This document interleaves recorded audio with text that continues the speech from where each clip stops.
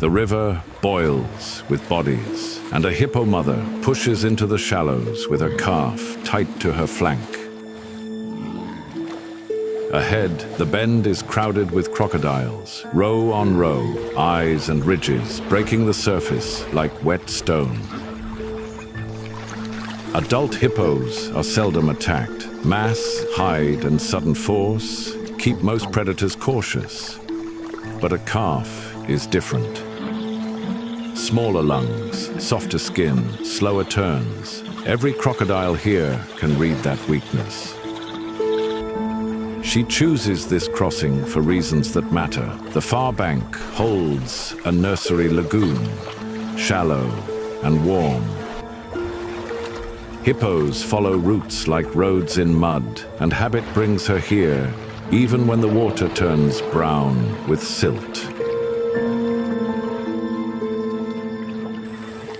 Crocodiles at the front rank slide aside. She uses her shoulders like a moving gate, swinging and shoving, cutting a narrow corridor where bodies press back, then fold. The calf rises often, touches her skin, breathes, then tucks under. Bodies level, tails loaded, eyes forward. One tests the margin with a slow lean, then another tracks the space between mother and calf. She sweeps her head, pushes again, and the water heaves. They prefer certainty over courage, and they wait for a gap. She will not give it. The calf stays close, almost pressed to her thigh. More crocodiles arrive, drawn by disturbance and the faint distress calls of a young mouth learning the river's dark taste. Ridges and swirls rise all around. She opens her mouth in a wide threat gape. Tusks shine, jaws hinge, breath roars. Current deepens near mid-channel. Now they change tactics. They aim for space, not flesh.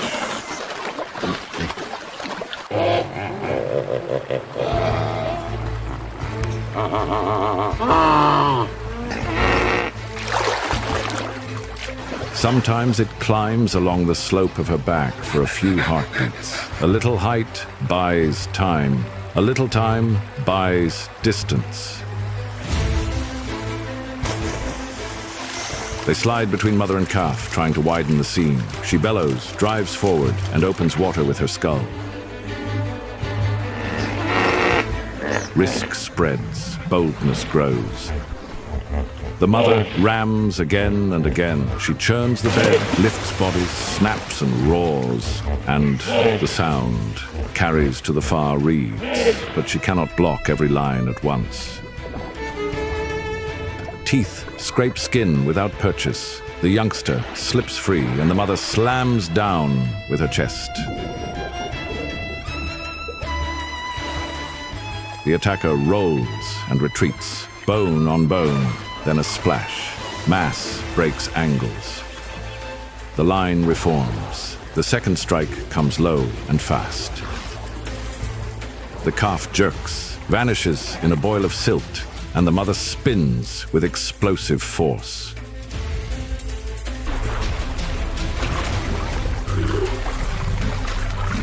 She bites a crocodile across the snout, lifts and throws. The sound is a crack, followed by foam and mud. It snaps back at her muzzle. Bubbles rise, silence, then a gasp. The calf breaks the surface, alive. But a crocodile snaps on its front leg in a hard clamp. The mother lunges in a single heave. She grips the attacker behind the head where armor thins, and she bites.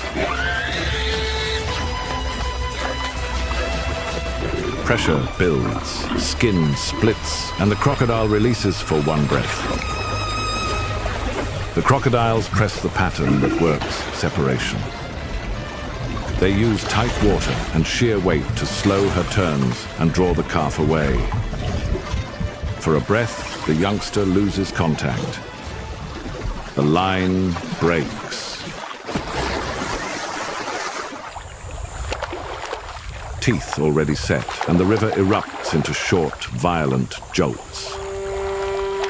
Crocodiles seize soft parts first to end movement quickly and to avoid the mother's heavy strikes. Today, the margin failed. Here, power protects until a boundary collapses. The river offers no favor, only current, numbers, and the narrow distance a mother can hold between danger and her young. The river tells the same lesson every day. A calf survives by staying close. Hippo cows keep newborns tight to the flank, nose to skin. So the youngster can find air fast and follow without seeing. Calves are born in shallows or on quiet banks, then nudged into water within hours. They ride on the mother's back when depth rises, and they nurse underwater by sealing nostrils and surfacing between gulps. The cow positions her body between teeth and calf, turns broadside to block, yawns to warn, and rams when warning fails. Dung showering marks boundaries. The tail spins and scatters scent across the surface and banks. A wide yawn displays tusks like tools. Power anchors hippo society. Adult males hold territories in deep pools and river bends, spacing the herd with warning rituals. Incisors for scraping, canines grown into long ivory blades that sharpen with use. Most disputes end at the surface with gapes and lunges that push rivals to the margins. When status is not settled, fights erupt. They are abrupt, violent and loud, heads slam, jaws close on thick hide, bodies twist to throw weight into water, scars map old seasons on every dominant bull. Fights spike when water shrinks, when cows come into estrus, or when a strong subadult presses for space. Cows fight too, especially when calves wander into a dominant male's path, or when crowding drives strangers too close. Strength here is not sprint speed, it is mass, momentum, and a bite that crushes bone. Even so, fights are costly. A bull that wins today carries bruises into tomorrow, and a bull that loses may be forced from the pool to shallow, dangerous water, where crocodiles wait, and where nights on land run longer. Order returns quickly once a winner holds center. Heat writes the daily schedule. Hippos are built for water. Skin is thin for an animal this size, and it dries fast. Sun drives them under. Only eyes, ears, and nostrils remain above the line. A reddish secretion beads on skin. When air bakes and waterholes shrink, the surface turns to crowd. On such days, other giants enter. Elephants wade in to drink and bathe, and their bulk can push hippos from the center of the pool to the seam, or even clear a channel to the only deep pocket left. Hippos yield rather than take tusks to the face. They grumble, shuffle, and pack tighter against the bank. Buffalo herds do the same at times, filling the shallows in a single push.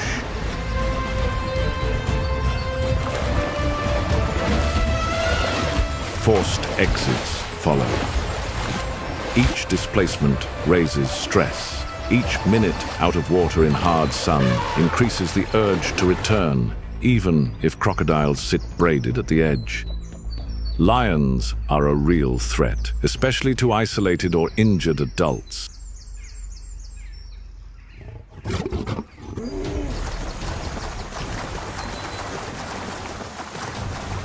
The answer is depth. A quick pivot and a direct drive into deep water end most attempts. In channels, mass and bite rule.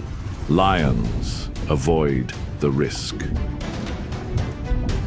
Keep water within a few strides, avoid narrow ledges, and hold position in depth. This is how hippos shut down a pride's advance. Underwater is safety. Lions stop at the edge. They can swim, but they do not fight here. In deep water, claws lose grip, footing vanishes, and a lion's power turns to paddling. Their advantage is on firm ground, not in a channel that robs leverage with every kick. The hippos rule this domain. The hippo drops below the glare, seals nostrils and ears, and moves in slow, heavy bounds along the riverbed. It can hold its breath for several minutes, rise to breathe, and sink again without exposing more than eyes and nose. When intruders wade too far, the response is direct. The water swells, a surge lifts, and a hippo charges with pure, straight aggression. Head low, wake foaming. A wall of muscle turns momentum into law. The message is simple. In depth, the water belongs to the hippos. They set the distance. They set the path. Any predator standing chest deep learns it quickly. Hold the shore or be driven from it. When rain fails, rivers fall into pieces. Pools pinch into beads on a string. Side channels vanish. Clay pans harden at the edges and liquefy in the middle. Hippos gather in hundreds, pressed nose to rump in troughs of black mud. Breathing becomes an act of crowd management.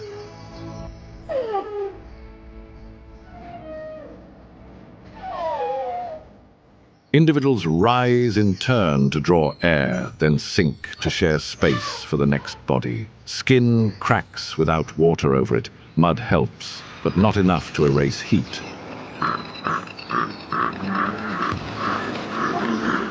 The red secretion slicks across backs and ears, catching dust and flies. Cows with small calves try to hold outer lanes where a quick retreat to water is still possible. Disease spreads faster in crowded holes.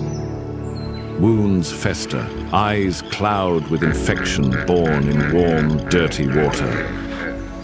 Some hippos die in the crush, others in the long walk between last pasture and last water. Scavengers and predators profit, and the next rain will erase the evidence in a day.